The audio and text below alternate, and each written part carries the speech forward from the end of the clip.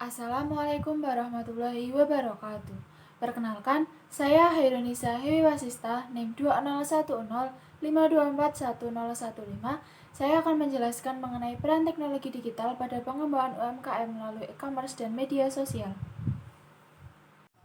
Dalam perekonomian Indonesia, UMKM merupakan kelompok usaha yang memiliki jumlah paling besar dan terbukti tahan terhadap guncangan krisis ekonomi Indonesia.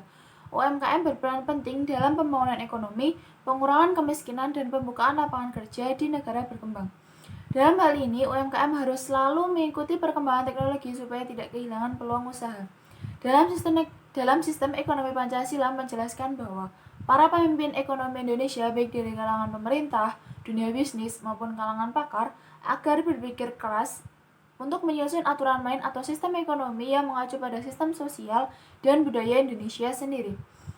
Dalam Pancasila sudah menjelaskan mengenai susunan sistem ekonomi Indonesia, yaitu ketuhanan yang Maha Esa, yaitu setiap perilaku warga negara digerakkan oleh rangsangan ekonomi, sosial, dan moral. Yang kedua, kemanusiaan yang adil dan beradab, yaitu tekad seluruh bangsa untuk mewujudkan pemerataan nasional. Yang ketiga, persatuan Indonesia, yaitu nasionalisme ekonomi. Yang keempat, kerakyatan yang dipimpin oleh hikmat kebijaksanaan dalam pemusyawaratan perwakilan, yaitu demokrasi ekonomi. Yang kelima yaitu keadilan sosial bagi seluruh rakyat Indonesia, yaitu desentralisasi atau otonomi daerah. Nah, di sini saya akan menjelaskan mengenai 12 karakteristik penting dari ekonomi digital. Yang pertama ada knowledge atau bisa disebut dengan pengetahuan. Pengetahuan sendiri dibutuhkan oleh perusahaan untuk menentukan kesuksesan dari organisasi atau perusahaan itu sendiri. Yang kedua ada digitization, yaitu untuk mengurangi biaya-biaya terkait dengan proses pembuatan, penyimpanan, dan pertukaran data di perusahaan atau organisasi tersebut. Yang ketiga ada virtualization, yaitu proses pertukaran data dan informasi secara virtual tanpa kehadiran pihak-pihak yang melakukan transaksi. Yang keempat ada molecularization, yaitu organisasi dapat dengan mudah beradaptasi dengan setiap perubahan yang berlaku di perusahaan tersebut. Selanjutnya, yang kelima adalah internet working, yaitu setiap perusahaan atau setiap organisasi butuh untuk bekerja sama dengan pihak lain atau organisasi atau perusahaan lain. Yang keempat ada disintermediation, yaitu berkurangnya mediator atau broker sebagai perantara terjadinya transaksi antara pemasok dan pelanggan. Yang ketujuh ada convergence, yaitu mengkonvergensikan computing, communication, dan konten. Nah, yang ke-8 ada innovation, yaitu inovasi yang selalu dibutuhkan agar perusahaan tetap bertahan. Yang ke-9 ada prosumption, yaitu konsumen teknologi informasi dapat dengan mudah menjadi produsen yang siap menawarkan produk dan jasanya kepada masyarakat dan komunitas bisnis. Yang ke-10 ada immediacy, yaitu perusahaan harus selalu peka terhadap berbagai kebutuhan pelanggan yang membutuhkan kepuasan pelayanan tertentu. Kemudian yang ke-11 ada globalization. Nah, globalization sendiri esensinya itu adalah nutunya batas-batas ruang dan waktu atau time and space. Yang terakhir ada 12 yaitu discordes, yaitu perubahan struktur sosial dan budaya sebagai dampak konsekuensi logis terjadinya perubahan sejumlah paradigma terkait dengan kehidupan sehari-hari. Kemudian saya akan menjelaskan mengenai platform digital sebagai media pemasaran utama. Dalam dunia digital, perlu adanya transformasi digital agar tidak ketinggalan zaman. E-commerce sangat dibutuhkan untuk mengembangkan ekonomi rakyat, khususnya masyarakat, perlu segera diperkenalkan dengan sistem online ketika akan menjual produk mereka.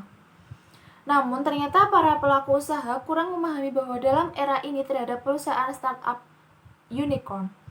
Bahkan, para pengusaha UMKM juga belum mengetahui tentang adanya media sosial yang memiliki fitur Instagram for Business, yaitu pada aplikasi Instagram. Mayoritas dari mereka masih menggunakan Instagram pribadinya. Strategi pemasaran digital. Dalam e-commerce, strategi pemasaran yang dapat dilakukan yaitu dapat dihubungkan dengan media sosial sebagai media promosi dalam pemasarannya.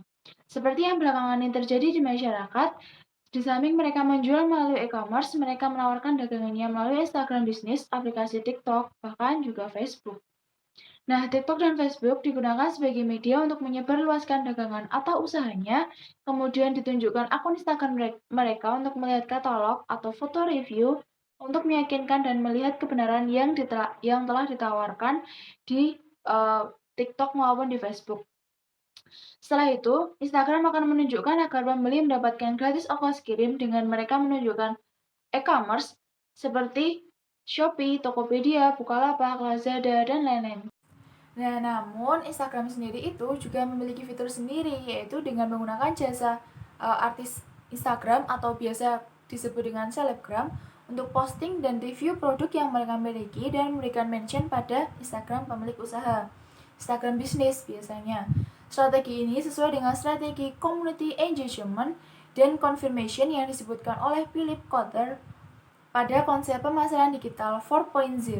Dengan kepopuleran selebgram ini akan mempengaruhi calon pembeli mengenalkan produk secara meluas sehingga meningkatkan jumlah penjualan dengan mengundang pengikut mereka untuk mengunjungi akun Instagram pemilik usaha tersebut.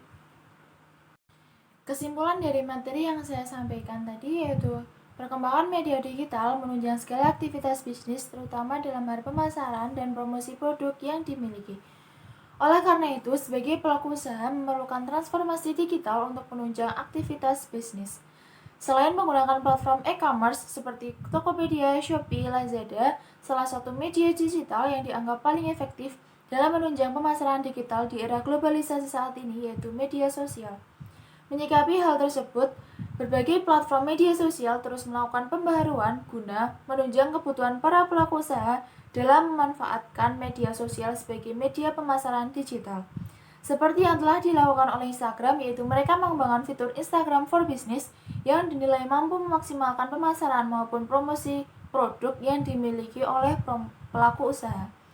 Meskipun dihadapkan pada berbagai kendala seperti minimnya research, keterbatasan pemahaman dalam memaksimalkan penggunaan fitur tersebut, dan berbagai kendala lainnya, namun para pelaku usaha tersebut dengan antusias ingin mengadopsi penggunaan media sosial yang dianggap mampu memaksimalkan pemasaran yang untuk menunjang produk yang mereka miliki.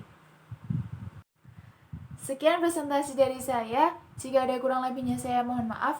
Wassalamualaikum warahmatullahi wabarakatuh.